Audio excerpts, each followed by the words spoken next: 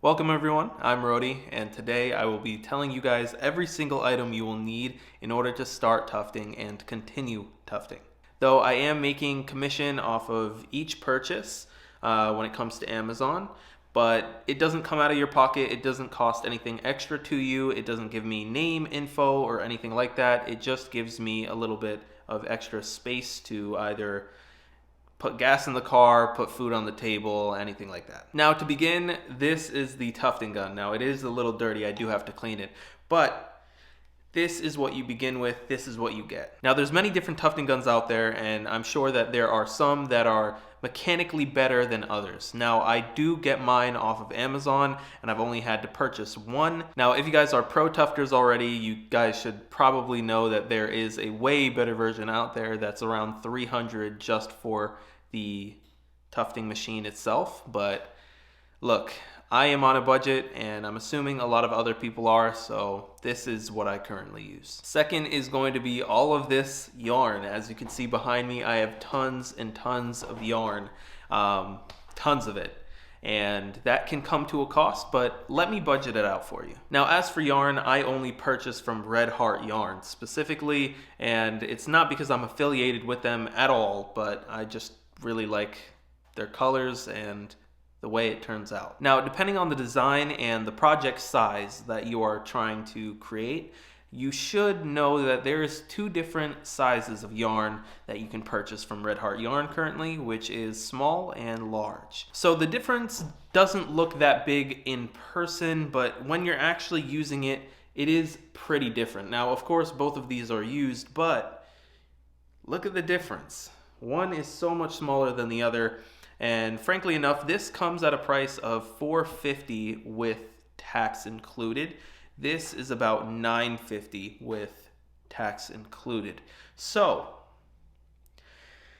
I mean, I would say getting the smaller ones are definitely great for smaller projects and whatnot, but when it comes to being cost effective, I guess, I would definitely end up buying these more so than not. Now the third item you're gonna need is fabric, and this you're gonna have to buy in a bundle. I go through a lot of fabric, trust me. You use tons and tons and tons. I would probably say more than the yarn, but I currently use, I believe, Tuft stuff. I use their polyester blend, but the thing is, you can also use monk's cloth, which I do talk about quite often. That's what I started with, and monk's cloth is great, a much cheaper option as well. I'm assuming that the majority of you guys are beginners, so I probably would recommend using monk's cloth. Now I get that at Joann's. They have a great selection, and I normally just buy it in bulk. It comes around $60, whereas this, for the same length, is around $90. So budget how you'd like, spend money how you'd like, but I think the monk's cloth that is offered in the description is going to work fine, but like I said, you do you. The next thing you're gonna need is a frame. Now look, you can buy one online and it comes pre-cut, you know, and you can basically build it. They do sell that and offer that on Amazon as well. That will be linked. But I'm not gonna lie to you.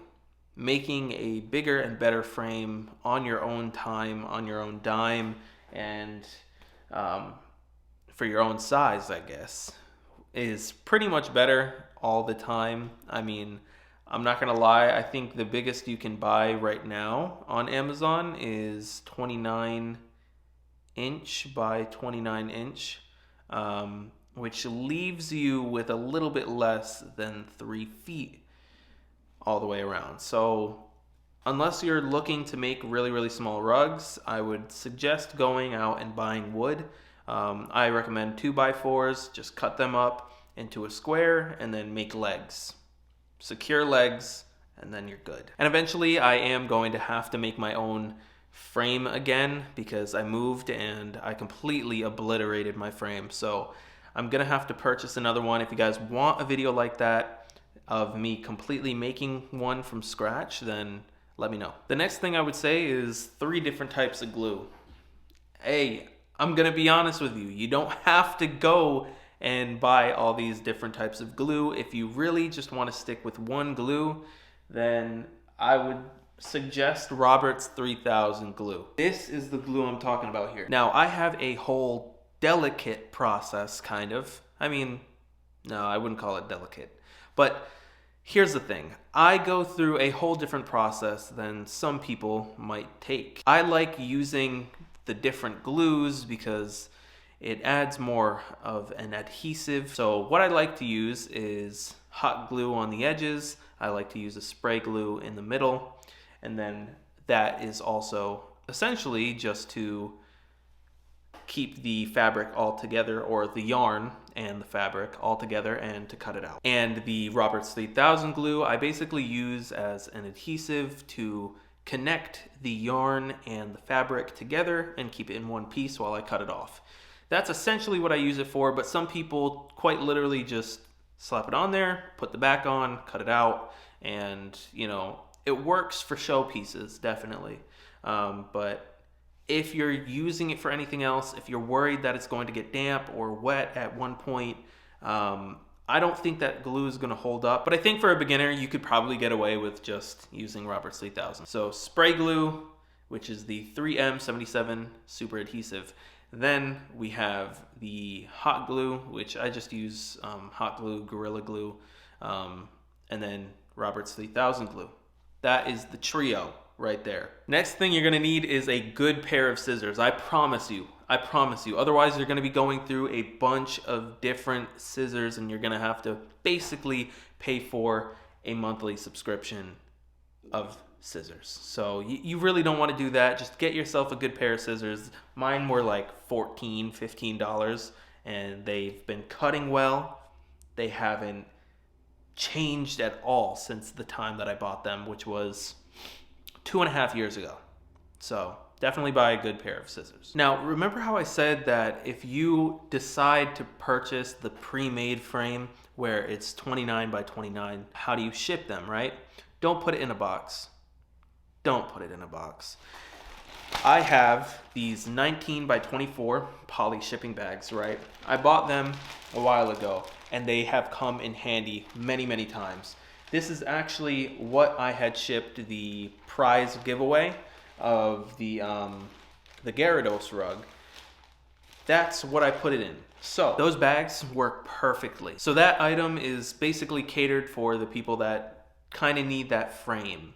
You can't make a big frame at home, whether it's too big or whatever, and just kind of want to start small.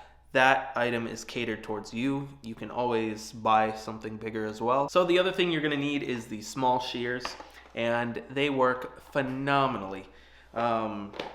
They're just great to have. I'm not going to lie to you. You can always buy the other big ones, which are called Beachros, and I do also sell a adjustment for the Beachros to put onto the plexiglass, and I basically made a video. I made a 3D print and whatnot, so you guys can buy the file from it, and that'll be on my Patreon as well if you guys want to purchase that. But if you guys don't, you can still use the Beachros without it. It's just more of a cleanup process. So is this. Everything will definitely need to be vacuumed after. Now, speaking about the next item, a vacuum. Now listen, a vacuum is highly needed, and I don't think the regular house vacuum is going to work in this instance. You can absolutely use one, but I'm gonna tell you right now, it fills up really quickly. So I will say having a small shop vac is amazing. You can purchase one at Target, or I'll even link one in the description that I think is the perfect size for beginners. You're really not going to need a crazy amount of space for the vacuum. Just throw it in the closet afterwards. But listen, a bigger vacuum, not a regular at-home vacuum. Trust me. Now, one important item that I completely forgot and didn't really put in order was the non-slip backing. Trust me, you're going to want a non-slip backing. I used to use felt, and frankly enough, felt was cheaper when purchasing in bulk, but at the same time, I really didn't enjoy having a felt backing whatsoever. It was not fun. it was sliding around the room and even on the walls. I just didn't really like the way it looked. On the other hand, the non-slip backing is thinner. It doesn't make your rug look as thick and it's not as heavy, but it also prevents it from sliding around on the floors. And come on, guys, if you're gonna be making a rug, unless it's for art purposes, you don't want it sliding around. You really don't. Just get the non-slip backing. Now, I know that I was talking about scissors before, but here's a different pair that I think will elevate your technique when it comes to tufting. And let me tell you, duckbill scissors. Duckbill scissors are the way to get those fine, crispy lines that you guys see on rugs and stuff. So if there's anything that I can recommend, getting duckbill scissors are definitely going to help with just the outcome of the rug. Now, to talk about a projector, because you're definitely gonna need a projector. Don't have anyone else trick you. Don't be using paper and all of that. You can, but just trust me, it's gonna be much easier if you just invest in a projector. Now, of course, you don't have to get the one that I have. The one that I currently have is more expensive than the one that I previously had, but let me tell you why. So I currently have the Kodak Luma 150, and honestly, this thing has been working wonders. Look, even though it looks like it's for a girl and it's rose gold, this thing is so small. Look at this. Look at this. Compared to my hand, this is a projector. And at that, a very high quality projector. With that being said, I had problems in my old apartment where I was just always running into the issue of putting a projector down in the wrong place or not being able to push it back farther because there was a desk or a shelf and I wasn't able to put it on top of anything because it was too big or the tripod for it was too wide. It was just a problem. So the previous projector is going to be linked as well, but hear me out.